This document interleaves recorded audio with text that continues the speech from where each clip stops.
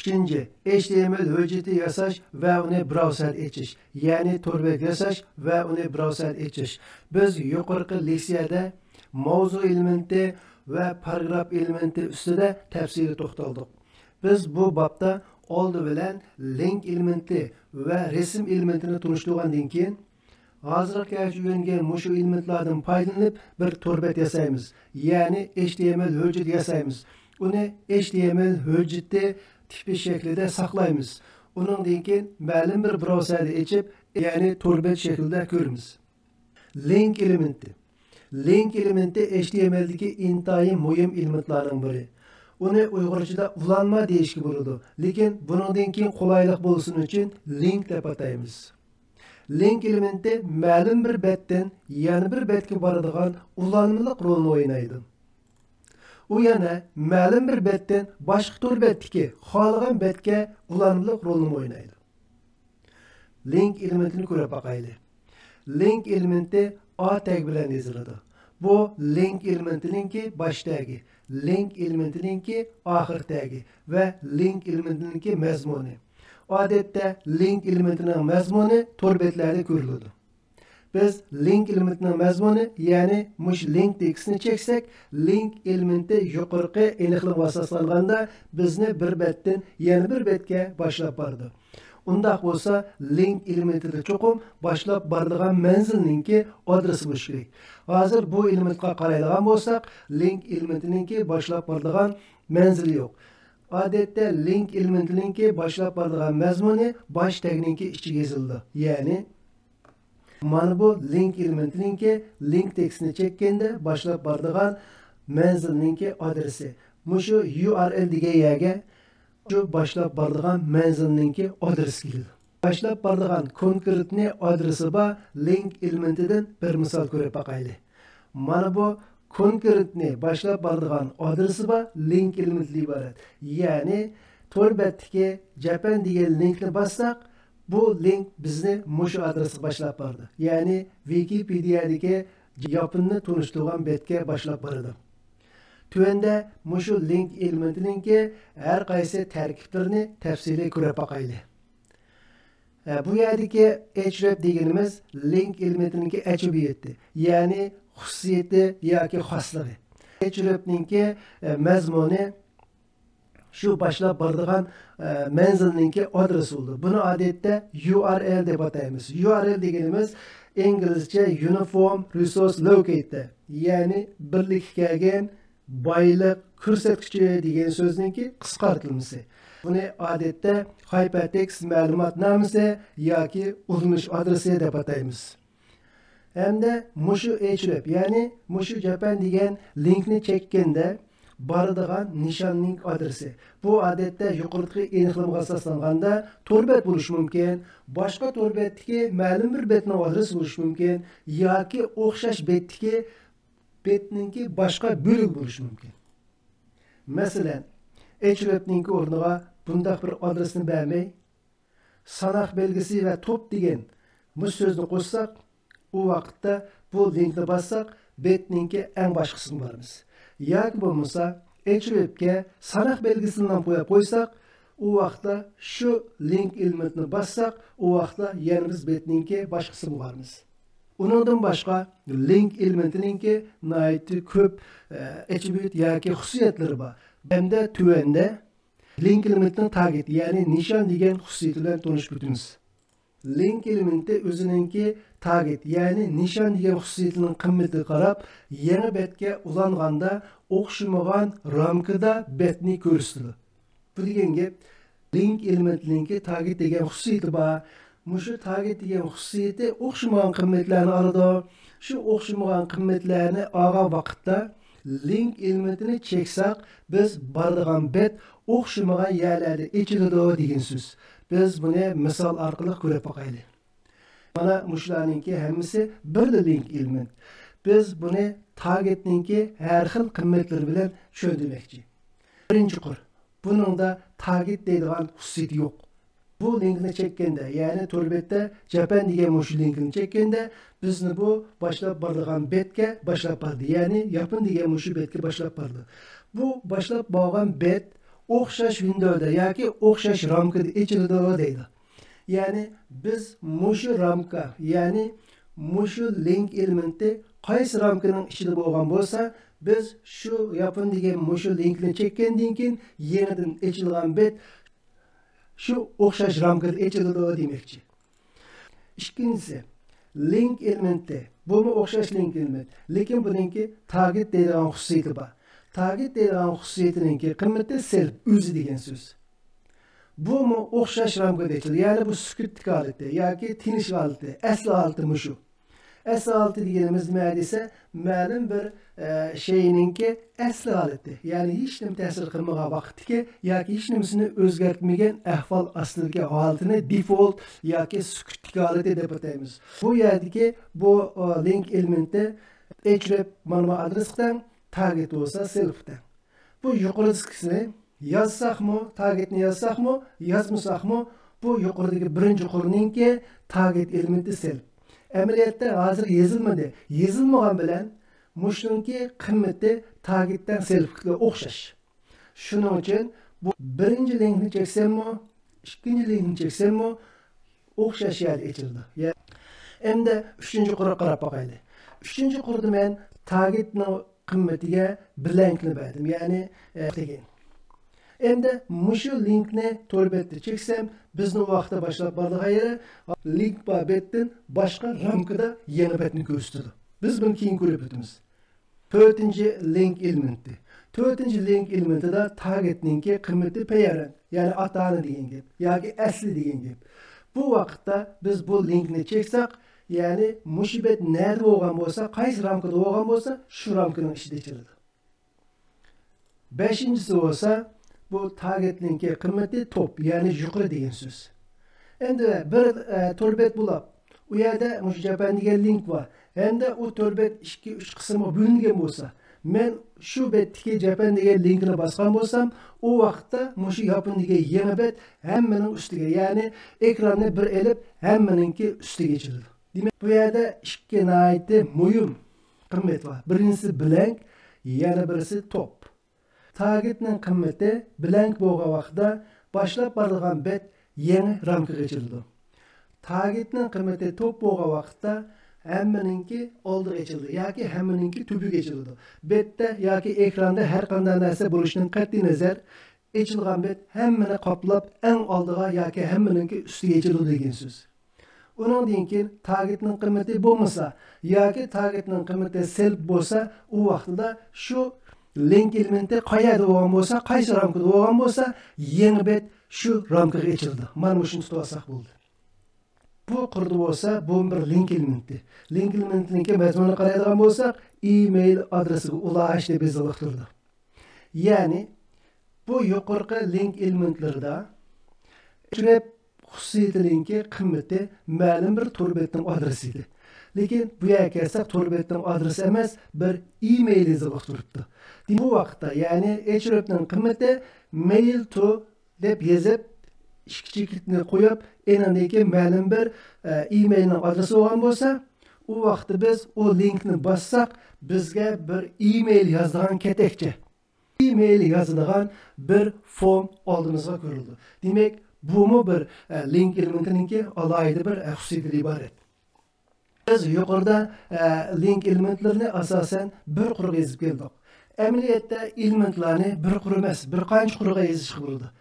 Masalan, bu yerga qaraydigan bo'lsak, o'xshash link elementlar, ya'ni mushu link elementini blank deydigan mush qurdagi link elementini bir qancha quruqqa yozdik. Mana href, uning keyin target bor, mana target bor va boshqa xususiyatlar bo'lsa, yana uni bir quruq qilib yozish bo'ldi. Ya'ni HTML elementlarini bir quruqqa yozishim bo'ldi. Edan ortiq quruqqa bir qancha quruqlarga bo'lib yozishim bo'ldi.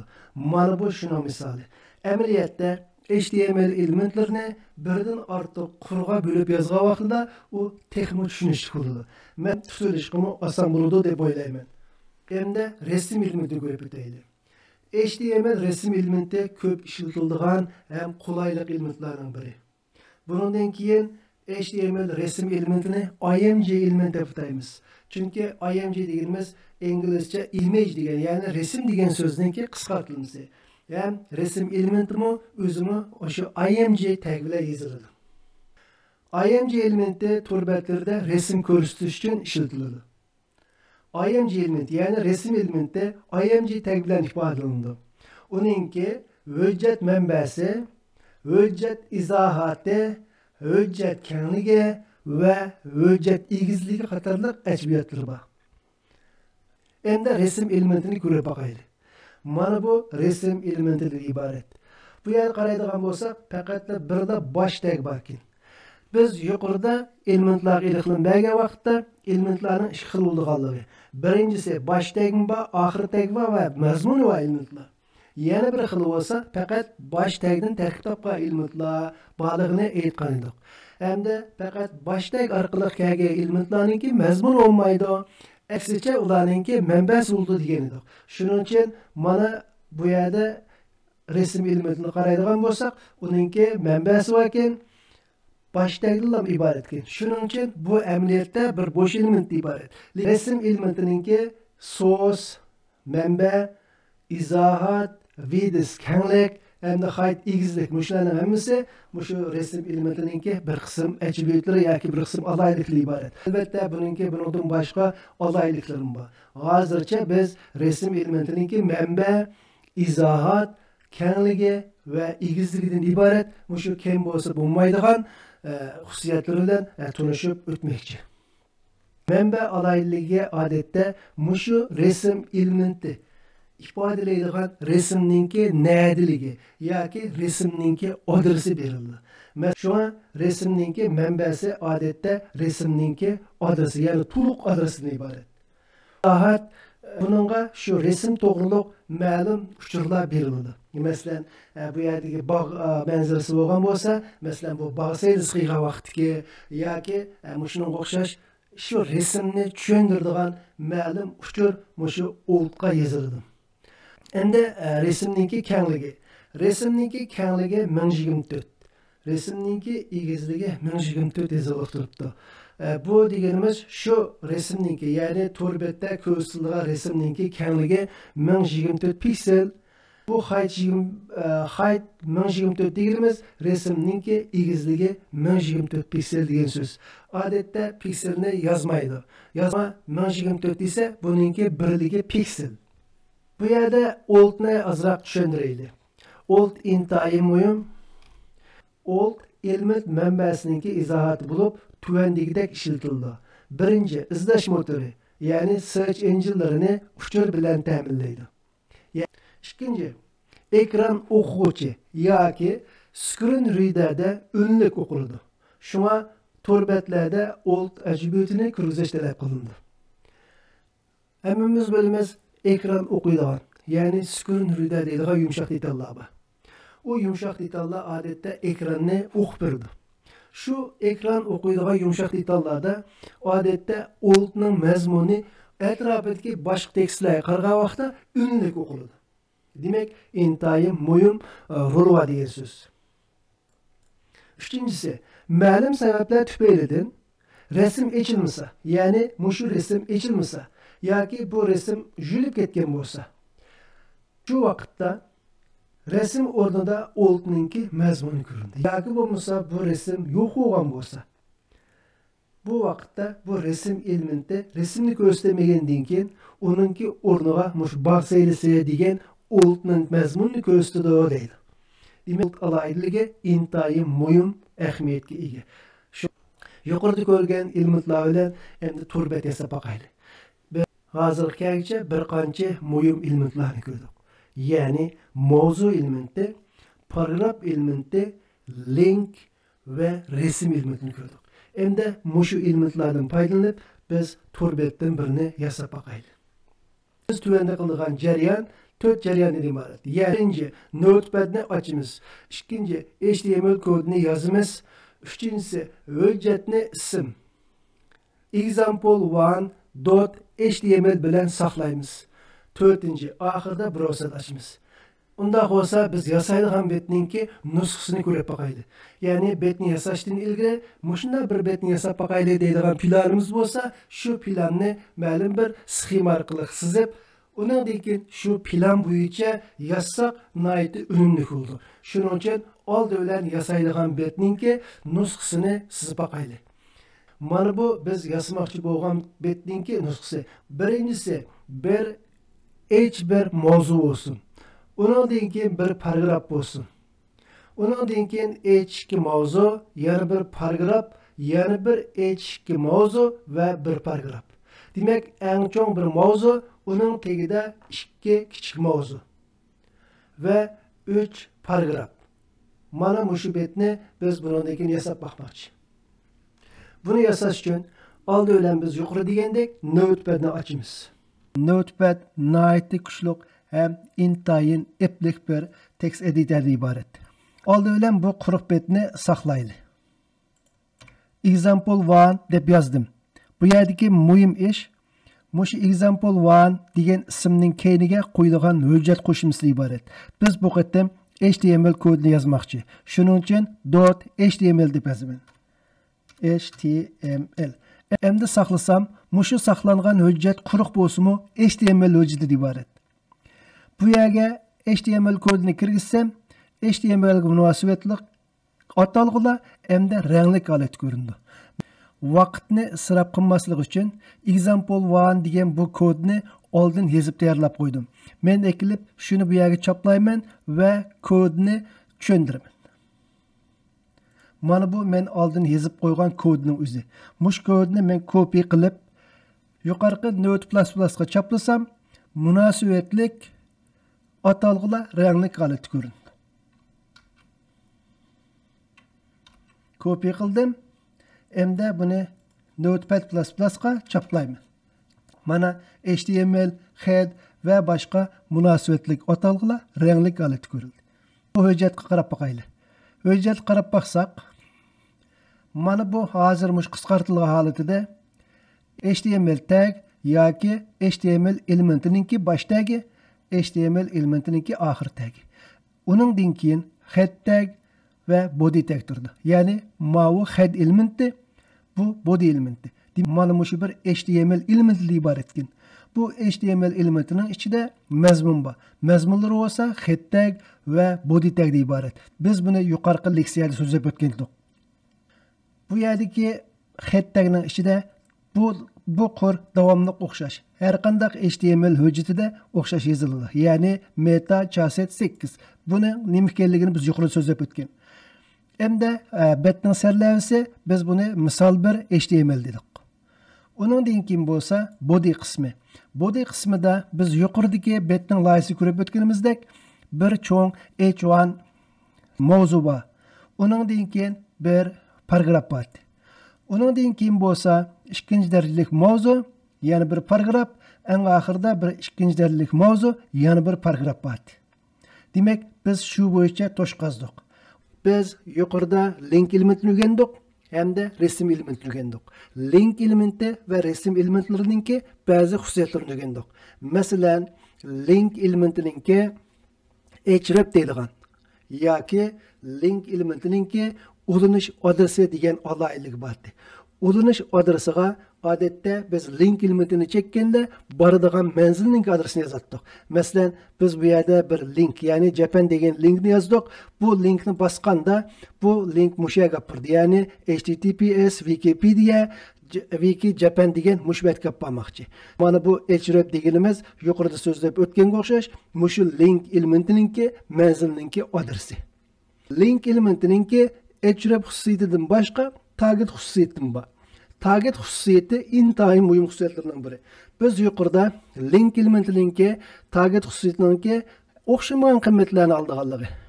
Link elementining target xususiyati o'xshamagan qiymat olgan vaqtida linkni chekkanda bizni boshlab borgan betni o'xshamagan ramkalarda yoki o'xshamagan tablarda ochadiganligini degan edik. Uning ichida masalan link elementininki self target qiymati self bo'ldi ekan, u odatda o'zi shu. Uningdan keyin targetning qiymati blank bo'lganligini hamda targetningki qiymatininki panash belgisi va top bo'lganligi. Mushlarni ko'rib o'tgandik. Uni target elementi blankni olganda linkni cheksak, bizni boshlab boradigan bet yangi ramkada yoki yangi tabda ochiladi. Ahırda yana link elementini sözlep etken, o vaqtida sanash belgisi top bo'lgan bo'lsa, bir link elementi agar link elementi betning tagida bo'lgan bo'lsa, shu link elementini çeksek, yani betning 5 degan link elementini çeksek, bizni betninki boshqasini boshlab qo'yibdi. O vaqtida hrefning qiymati sanash belgisi topdan iborat. Yoki sanash belgisi o'zi o'sin bo'ladi. Endi resim elementi kelayli. Resim elementininki bir qancha xil xususiyatlarining borligini, ya'ni resim elementininki manbasi. Bu manbasiniki odatda shu resim, ya'ni ko'rsatmoqchi bo'lgan shu resimninki adres keligi. Buni so'zladik. Uningdan keyin izohati, ya'ni bu yerdagi tabiat resimlari degan izohat. Shu tabiatning resmi, uningdan keyin bu resim to'g'riliq ozroq izohat yaxshi tushuncha. Uningdan keyin resimniki kengligi 512 piksel, resimninki egizligi 256 piksel, hamda resimninki sarlavhasi, ya'ni resimning ustiga mousni qo'yganda ko'riladigan xat, ko'riladigan mazmun. Bunun ichida resim elementininki old, ya'ni izohatiniki intayin muhimligi va buningki search yoki izlash motorlarini uchuv bilan ta'minlaydiganligi. Ekran o'quvchi yumshoq detallarda unlik o'qildiganligi. Hamda mushu resimga ma'lum sabablar tufaylidan resimni ochqini bo'lmasa, u vaqtda resimning o'rniga mana mush tekstninki ko'rilganligini so'zlab o'tdik. Endi bu hujjatni biz saqladik. Hozir bu hujjat bizningki misol deydigan yerimizda mushal saqlanib turibdi, hujjatni saqladim. Microsoft Edge'da baqayli. Mana bu Microsoft Edge'dagi ochilgan holat. Bu yerda hozir tekshirilgan bo'lsak, bu birinchi H1 mavzu, uningdan keyin bir paragraf, H2 mavzu, yana bir paragraf, H2 mavzu, yana bir paragraf. Biz yuqorida betninki loyisini yozgan vaqtimizdagi loy bo'yicha loyilandi. Biz yuqorida linkni ko'rib o'tgan edik. Linkninki har xil xususiyatlari borligini, uningki targetga o'xshamagan qimmat olgan vaqtda shu linkni chekkanda bizni boshlab boradigan bet yoki yangidan ochilgan bet, ochilgan o'rni linkninki targetninki qimmatga qarab o'xshash bo'lmaydiganligini degan edik. Birinchi linkda targetning qiymati selb. Bu mush linkni cheksam, ochilgan, ya'ni yopin degan bet mush betninki o'rniga ochiladi. Masalan, betninki o'rnida ochildi. Ya'ni targetninki qiymati selb bo'lsa, yoki targetning qiymati quruq bo'lsa, yoki targetninki qiymatini yozmasak, u vaqtda link bizni boshlab boradigan bet, mushu link va betninki o'zida ochiladi yoki o'z shu ramkada ochiladi. Yo'insa qaraydigan bo'lsak, ikkinchisi bu yerda targetning qiymati blank. Bu vaqtda men bu linkni cheksam, bizni boshlab boradigan bet yangi ramka ichida yoki bo'lmasa yangi tab ichida ochiladi. Masalan, mushaga yangidan bir mushning o'xshash tab yoki yangidan bir ramka ochilib, sho'da ko'rildi. Masalan, mana. Demek ikkisining farqi shu. Mavo burunqi bet, mana link bor bet, buni chekkandan keyin bu yerda yangi bir ramkada ochildi. Ya'ni mana yangi ramkada ochildi. Yana bir element bor bu. Bu linkni cheksam betninki 5'i bormi? Bu vaqt bu linkning qiymati limiti buni top. Ya'ni sanash belgisi top. Endi men buni bassam, bu bizni betninki 5'i olib berdi. Ya'ni hozir men betning tagida, men mushuni bassam, betninki 5'i olib berdi. Undan keyin resim elementini ko'rib boqaylik. Biz resim elementini yuqorida ko'rib o'tdik, hamda resim elementininki bir qancha xususiyatlarini borligini, uningki manbasi, izohati, kengligi, egizligi va sarlavhasi. Albatta buningdan boshqa xususiyatlarim bor. Hamda bu yerda biz buning ichida oldninki, ya'ni izohatning muhimligini, bu birinchi izlash motorlari uchuv bilan ta'minlaydi, ikkinchisi ekran o'quvchi yumshoq detallarda unlik o'qiladi. Uchinchisi bo'lsa, ma'lum sabablar tufaylidan mush resim ko'rinmay qolsa, mush resimning o'rniga mushadagi tabiat resimlari degan tekst ko'rindi. Masalan, biz bu resimni qasddan buzib boqaylik. Qasddan bu resimniki adresini xato qilib boqaylik. Xato qilib save saqlagandan keyin xato qildik, hamda saqlagandan keyin buni qayta ochib boqay. Qayta ochsam, bu vaqtda resim ko'rinmaydi. Bu vaqtda resim çünkü resimninki adres hata. Adres hata olganlıktan bu yerde tabiat resimleri degan söz görüldü. Bu söz əməliyyatda yuqorida ko'rganimizdek şu resimninki izohatdan iboratdi. Yani ma'lum sabablar tufaylidan resimninki o'zi ko'rilmasa, uning o'rniga şu resimninki izohati ko'rindi. Endi buni asli keltirib qo'ysam, asli keltirib saqlagandan keyin bu betni qayta açsam, demek qayta içirildi. Qayta resim içirildi. Şunun için biz yukarıda resim elementininki ve link elementininki xususiyatlarini ko'rdik. Hem de betni laylagan bo'yicha betni yozdik. Hem de bu betni biz browserda açtık. Demek mana shu betninki içilgan betni iborat. Demek hem de yukarıki bet layisi va betga berib o'zimizningki bundan keyingi tushuntirishni davomlashtiraylik. Yukarıda biz muşu bo'yicha betni layladik. Hem de betga kodni yozdik. O kod mana. Endi muşun selishtirib baqaylik. Mao bizningki sol tarafdagisi betning layisi, o'ng tarafdagi biz yozgan kod.